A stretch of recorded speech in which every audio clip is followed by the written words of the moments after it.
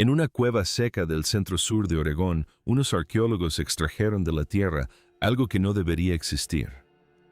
Lo enviaron al laboratorio una vez.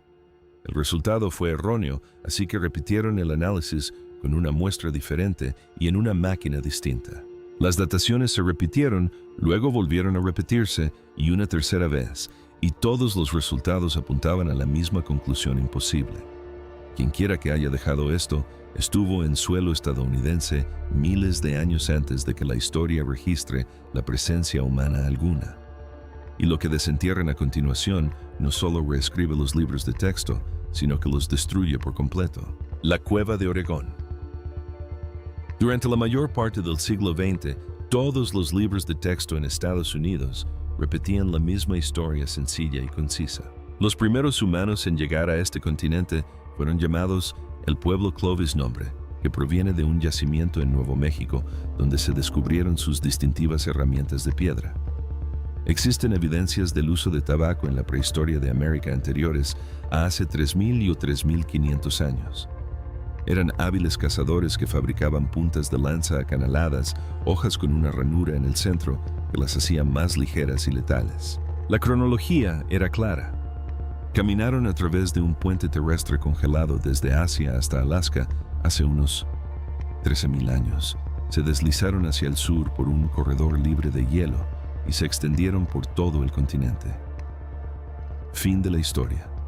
Esa versión de los hechos se imprimió en los libros de texto, se repitió en documentales. Fue defendida con vehemencia por los científicos que construyeron sus carreras sobre ella. Y entonces, alguien fue a explorar una hilera de cuevas secas en el centro-sur de Oregón, conocidas como las Cuevas de Paisley. Los investigadores conocían Paisley desde hacía décadas. Nadie había examinado con suficiente detenimiento. Nadie había excavado lo suficientemente profundo. Y cuando finalmente lo hicieron, la evidencia que sacaron de la tierra no era un arma, no era una herramienta. Era algo que nadie esperaba: desechos humanos preservados, secos y endurecidos durante miles de años, que yacían en la tierra del suelo de la cueva exactamente donde alguien los había dejado. El aire seco del desierto había logrado lo que ningún museo podría preservar: una frágil pista orgánica a lo largo de un periodo de tiempo inimaginable. Y dentro de esos modestos fragmentos de material antiguo se encontraba algo que las herramientas de piedra jamás podrían ofrecer: ADN humano. Cuando los científicos extrajeron el ADN mitocondrial de las muestras y lo secuenciaron, el resultado fue innegable. El material genético coincidía con los haplogrupos fundadores A2 y B2 de los nativos americanos. Estos fueron antepasados directos de los pueblos indígenas modernos de América. No una población desaparecida, no una migración fallida que no dejó descendientes, sino verdaderos antepasados de las personas que viven aquí hoy. Personas con familias, con nombres, con linajes que se remontan a través de los milenios y a una cueva de la que la mayor parte del mundo ni siquiera había oído hablar. Luego llegó la datación. La técnica empleada fue la espectrometría de masas con acelerador, un método que mide la edad de la materia orgánica directamente, sin depender de la suciedad ni de los objetos que la rodean. Una vez calibrados, los restos conservados arrojaron una antigüedad de más de 14.000 años antes del presente. Al menos 1.000 años antes de que se supusiera que habían llegado los Clovis. Los Clovis no fueron los primeros. Ni siquiera se acercaron. Y aquí viene la parte que nadie quiere decir en voz alta. Las cuevas de Paisley ni siquiera fueron la primera grieta de la historia. Fue solo la que finalmente rompió la represa. La primera grieta había aparecido décadas antes, al otro lado del país, en un refugio rocoso de arenisca en el oeste de Pensilvania. El refugio rocoso de Meadowcroft se ubicaba a orillas de un pequeño arroyo a unos 11 kilómetros río arriba del río Ohio, con salientes que se curvaban desde la ladera como un techo de piedra. Un arqueólogo lo describió posteriormente como un lugar con todos los atractivos de unas vacaciones prehistóricas, el tipo de sitio donde los viajeros antiguos se habrían detenido a pasar la noche sin siquiera pensarlo. En 1955, un historiador local llamado Albert Miller metió la mano en una madriguera de marmota en la propiedad, sacó un puñado de tierra y desenterró artefactos que no tenían por qué estar allí.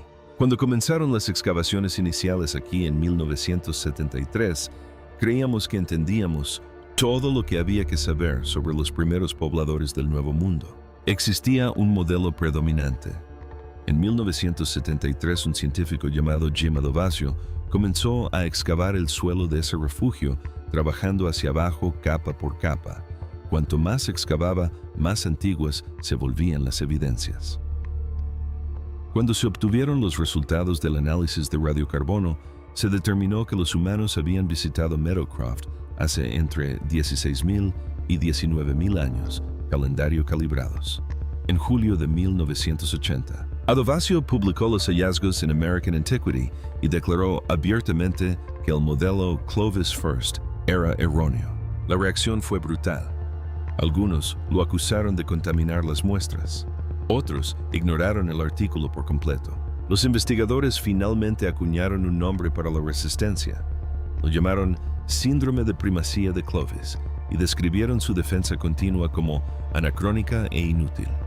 Una encuesta realizada a arqueólogos en activo reveló que incluso hoy en día solo el 38% estaba de acuerdo con las fechas de Adovasio. Otro 38% no estaba seguro. El resto rechazó los hallazgos de plano. Así que cuando Paisley Caves llegó al mercado, el panorama ya estaba revolucionado. Paisley simplemente hizo imposible apartar la vista.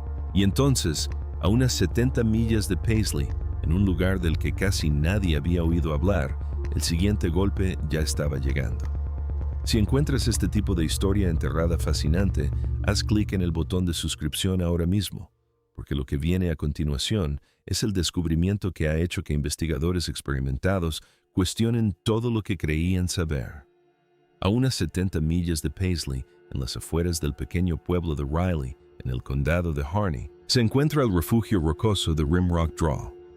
El arqueólogo de la Universidad de Oregón, el Dr. Patrick O'Grady, ha estado excavando allí desde 2011. Encontró algunos artefactos, encontró algunas lascas de obsidiana y una herramienta de piedra pulida, tirada justo aquí frente al borde del borde. Rimrock Draw no estaba entregando ADN. Estaba entregando herramientas de piedra, huesos de animales y una cronología escrita en ceniza volcánica. La pista más importante en Rimrock Draw fue una capa de ceniza blanca enterrada en el suelo como una marca.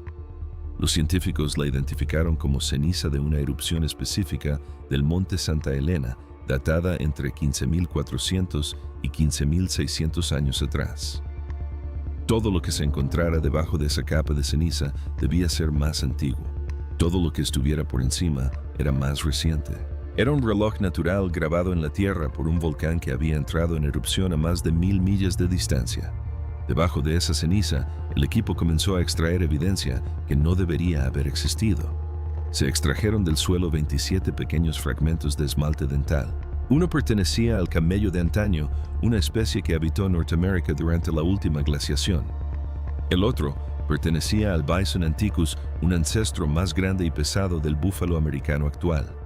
Ambas especies se habían extinguido hacía miles de años y, sin embargo, allí estaban enterradas en la misma tierra bajo la misma ceniza. Entonces apareció la herramienta. En la misma capa, el equipo encontró un instrumento de piedra hecho de calcedonia naranja, una forma vítrea de ágata que refleja la luz.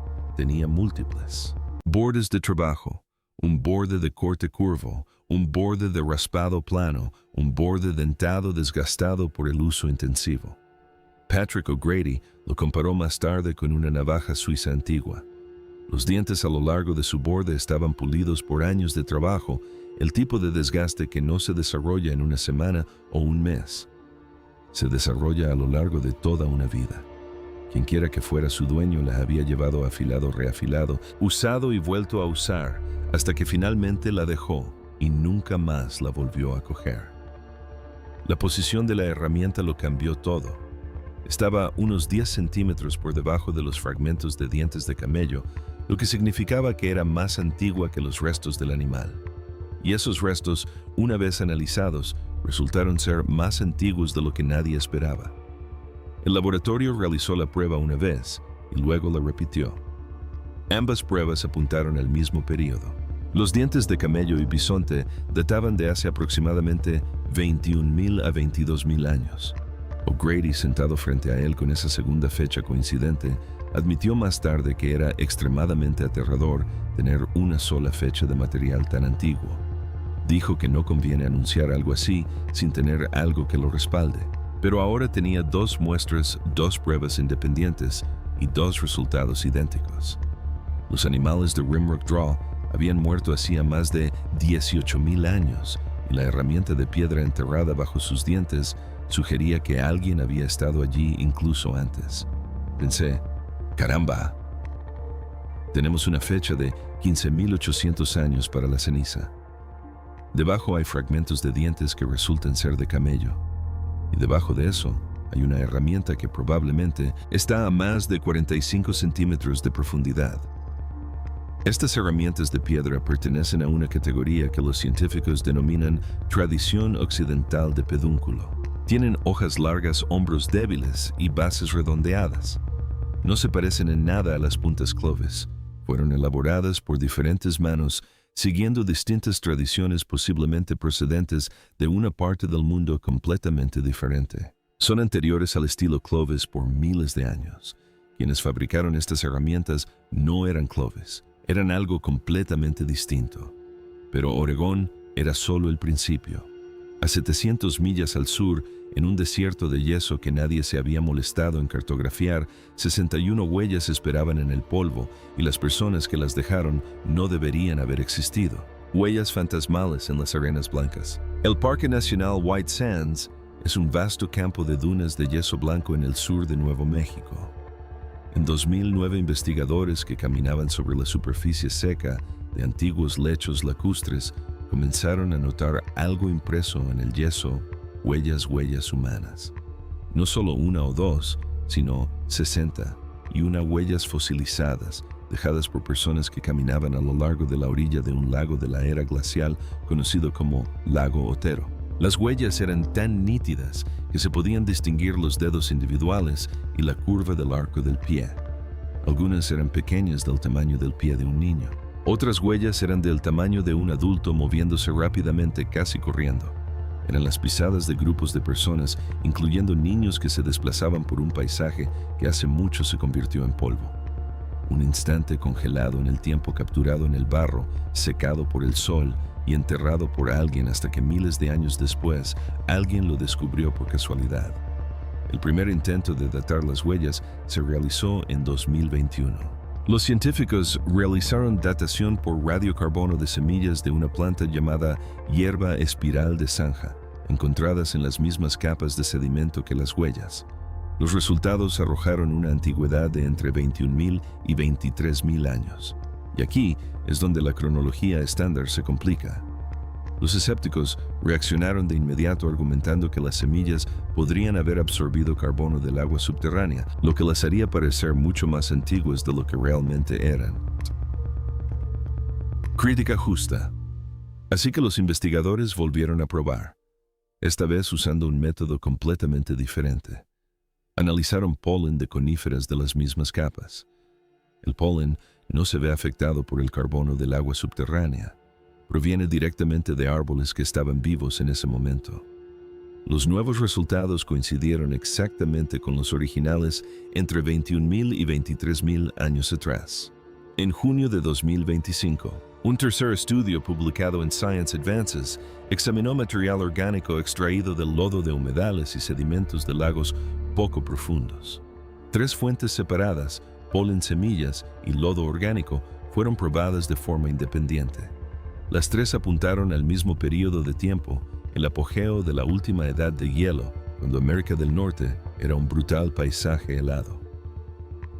En el Parque Nacional White Sands de Nuevo México, los investigadores han pasado años examinando huellas antiguas. Las huellas humanas en White Sands se encontraron junto a huellas de mamuts colombianos y perezosos terrestres gigantes, criaturas enormes que desaparecieron del continente hace miles de años.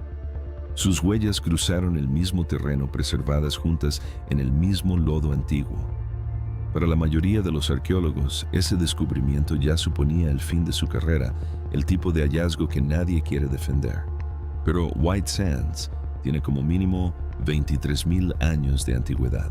Existe otro yacimiento en el sur de California, mucho más antiguo, que hace que White Sands parezca moderno, y fue descubierto por casualidad por hombres que no buscaban nada en particular. La excavación de la autopista. En el sur de California, un equipo de construcción de autopistas estaba excavando cuando alguien tropezó con un hueso. La pala de la maquinaria se detuvo. El capataz se acercó. Lo que vio no era una roca, no era una tubería, era la forma curva e inconfundible de algo que alguna vez estuvo vivo. El trabajo se detuvo por completo. Llamaron a paleontólogos, y lo que extrajeron de la tierra fueron los restos parciales de un mastodonte, una criatura parecida a un elefante que se extinguió al final de la era glacial. Pero los huesos no estaban allí de forma natural. Algo les había sucedido, algo deliberado. Y mientras el equipo retiraba la tierra, la gente que se encontraba alrededor del hoyo comenzó a comprender lo sucedido. No estaban viendo un fósil, estaban viendo una escena. Los huesos del mastodonte presentaban fracturas en espiral, una rotura característica que solo se produce cuando el hueso está fresco. El hueso fosilizado no se rompe de esta manera. El hueso viejo se hace añicos. El hueso fresco se retuerce.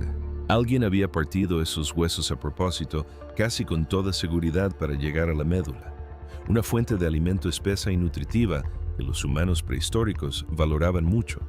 Y luego estaban las piedras.